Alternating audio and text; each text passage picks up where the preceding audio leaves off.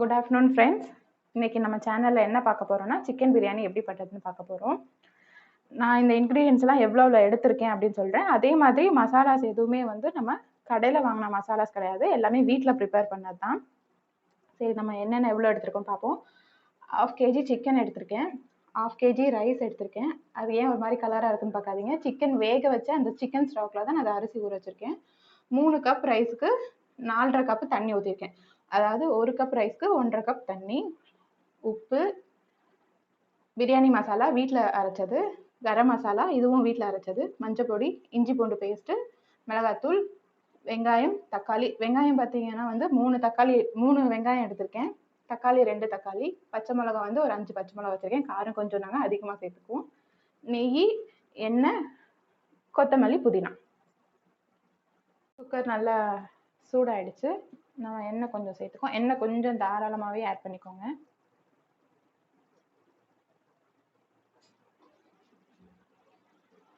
யூஸ்வலாக நான் எப்படி பிரியாணி பண்ணுவேன் பார்த்தீங்கன்னா, இதில் எந்த ஒரு மசாலாஸும் நான் போட மாட்டேன். ஐ மீன் கிராம்பு, பட்டை அதெல்லாம் எதுவுமே போடாமல் எண்ணெய் சூடானதும் நம்ம ஸ்ட்ரெயிட்டாக கரம் மசாலாவை ஆட் பண்ண போகிறோம்.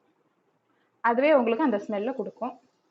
இது போடும்போது அடுப்பை கொஞ்சம் சிம்மில் வச்சுக்கோங்க, கரிஞ்சிடாமல் இருக்கிறதுக்காக. இது போட்டதுமே உங்களுக்கு நல்ல வாசனை வரும். போட்ட உடனே நம்ம வெங்காயத்தை ஆட் பண்ணிக்கலாம்.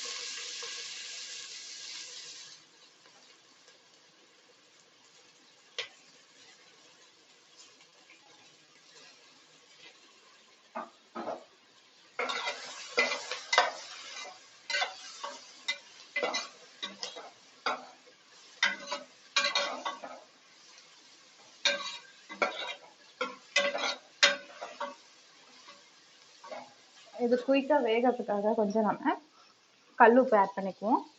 நான் ஏற்கனவே சிக்கன் வேக வச்சதில் கொஞ்சம் உப்பு போட்டிருக்கேன், அதனால் கொஞ்சமாக போடுறேன்.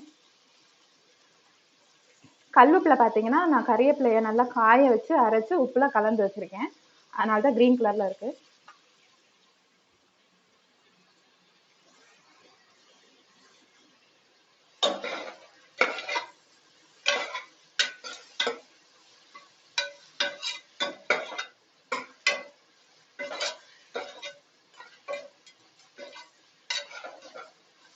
இது நல்லா வதங்கட்டும். வதங்கினோடனே நம்ம இஞ்சி பூண்டு பேஸ்ட் ஆட் பண்ணுவோம்.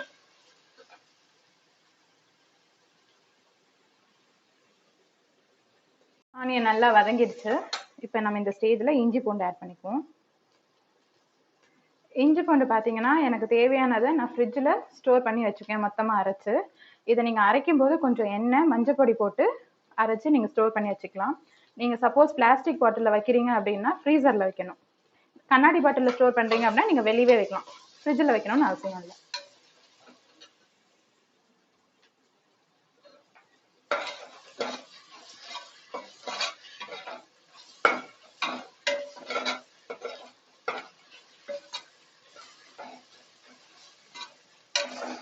இப்போ நம்ம தக்காளி ஆட் பண்ணிக்கலாம். தக்காளியும் பச்சை மிளகாவும் போட்டுக்கலாம்.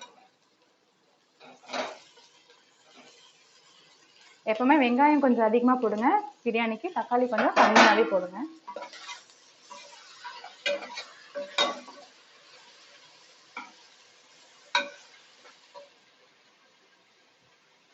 இது கொஞ்சம் நல்லா வேகட்டும். நல்லா வதங்கிடுச்சு. இப்போ நம்ம இதில் புதினா, கொத்தமல்லி கீரை ஆட் பண்ணிக்குவோம்.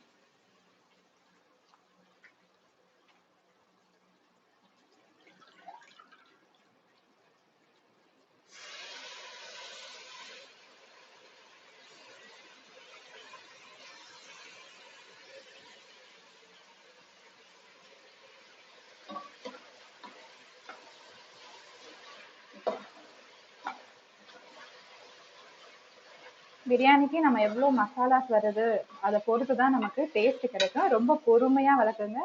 கிரேவி கன்சிஸ்டன்சி நல்லா இருந்தால் தான் உங்களுக்கு பிரியாணி நல்ல டேஸ்ட் கிடைக்கும்.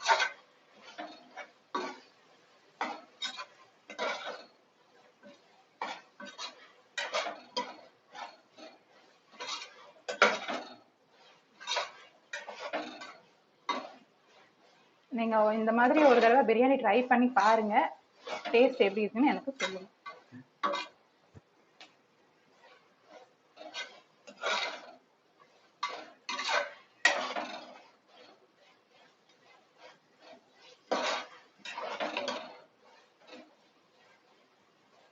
இப்போ இதுல நம்ம மசாலாஸ் 1 by 1 ஆட் பண்ணிடுவோம்.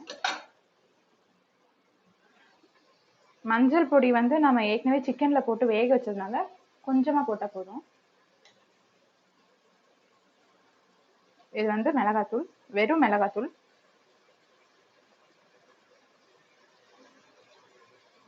காரத்துக்கு ஏற்ற மாதிரி நீங்க அட்ஜஸ்ட் பண்ணிக்கோங்க. இது வந்து வீட்டில் அரைச்ச பிரியாணி மசாலா. இந்த மசாலாக்கு என்னென்ன போடணும் அப்படின்றத, என்னென்ன போட்டு அரைக்கணும் அப்படின்றத நான் தனியாக ஒரு வீடியோவில் போடுறேன்.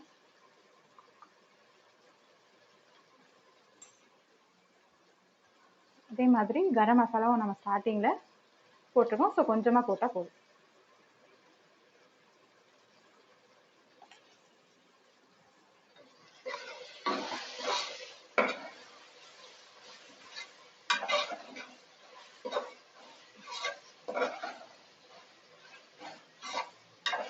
இதுக்கு ஒரு 1 minute போதும் இந்த மசாலாஸோட பச்சை வடைலாம் போகிறதுக்கு.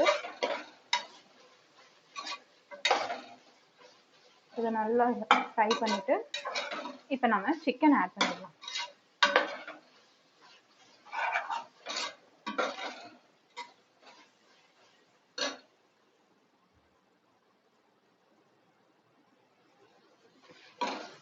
ஓகே, நம்ம இப்போ சிக்கன் ஆட் பண்ணிடுவோம்.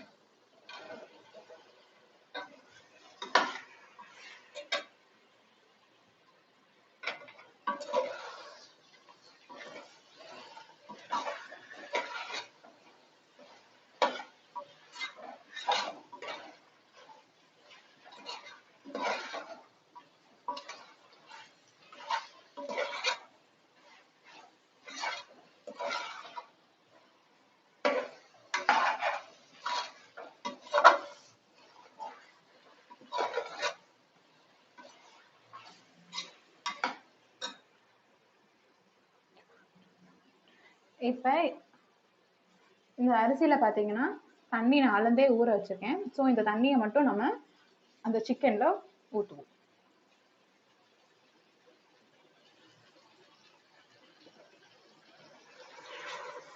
3 கப் தண்ணி, sorry 3 cup rice, 3 cup rice, 4 cup தண்ணி.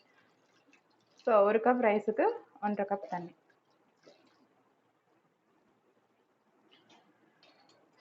இது நல்லா பாயில் ஆகட்டும்,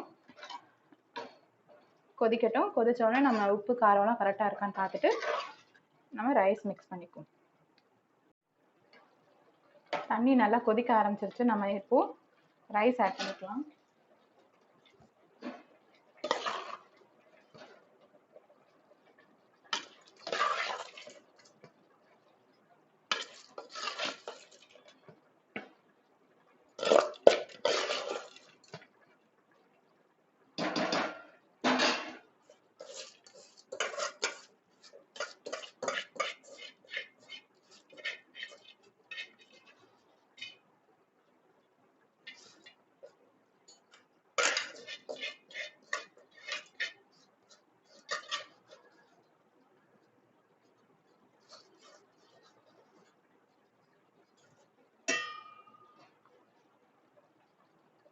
அரிசி கொதிக்கும் போது கொஞ்சம் உப்பு அதிகமாகவே போட்டுக்கோங்க.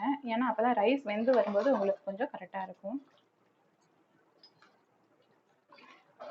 இது பாதி ஒரு 50% வெந்து வந்ததுக்கப்புறம் நம்ம லிட்டு போட்டு க்ளோஸ் பண்ணி ஒரு விசில் வச்சோம்னா கரெக்டாக இருக்கும்.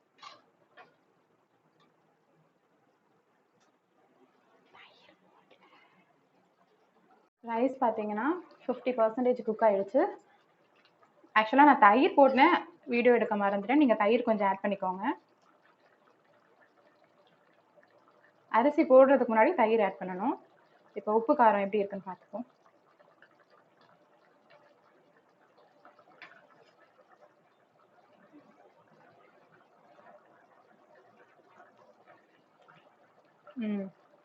உப்புலாம் கரெக்டாக இருக்குது, உப்பு காரம். இப்போ இந்த ஸ்டேஜில் நம்ம விசில் போட்டு மூடணும்.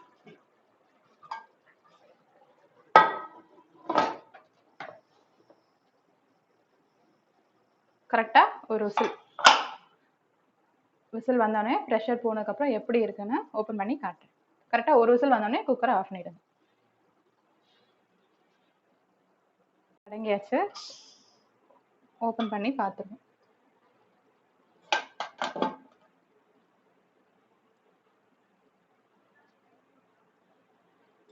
ரைஸ் பாருங்க எவ்வளோ ஊசியாக இருக்குன்னு.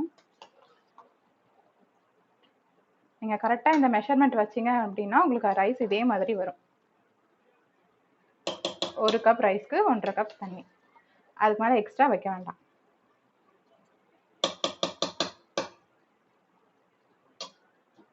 நான் எப்போவுமே நெய் வந்து லாஸ்ட்டாக தான் ஆட் பண்ணுவேன். ஃபஸ்ட்டு ஆட் பண்ணால் நமக்கு அந்த ஸ்மெல் இருக்காது, டேஸ்ட்டும் தெரியாது. ஸோ லாஸ்ட்டாக ஆட் பண்ணி நம்ம சர்வ் பண்ண வேண்டியதான்.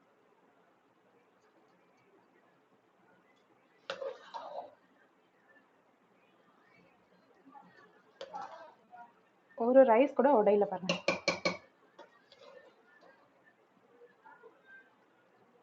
கொஞ்சம் ஆறட்டும். இதுக்கு சைட் டிஷ் பார்த்தீங்கன்னா எக்கு, சிக்கன் குருமா, அப்புறம் ரைத்தா. அவ்வளோதாங்க இன்னைக்கு லஞ்சு. நீங்களும் ட்ரை பண்ணி எப்படி இருக்குன்னு சொல்லுங்கள்.